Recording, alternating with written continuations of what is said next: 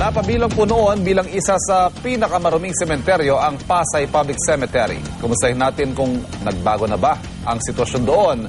At may live report si Mav Gonzalez. Mav? Ivan, di gaya nga sa ibang sementeryo, talagang tahimik pa rin dito sa Pasay City Public Cemetery at sa katunayan, paisa-isa lang ang dating ng mga tao dito para dumalaw sa kani-kanilang pansyon. Sa ilalim ng buwan, animoy set ng isang horror movie ang Pasay City Public Cemetery. Walang katao-tao. Madilim, halos tabunan ng tabi-tabing nicho ang daan. Sa aming pag-iikot, napansin naming malinis ang sementeryo.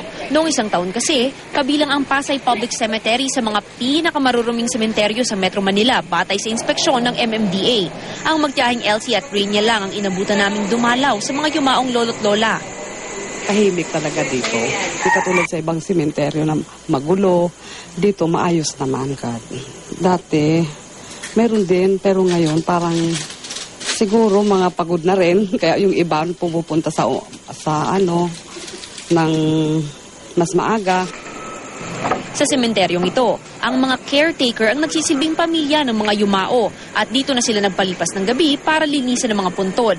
Si Aling Juliet, 9 na taong caretaker ng isang mausoleum, kasama pa ang 3 anak na tulog dito. Dito na kasi ako nagkaroon ng anak ng panganay. Kasi ito, tagal na to tatay ko eh. Nagpatay na ho siya. Bali ako na nabuhay ko.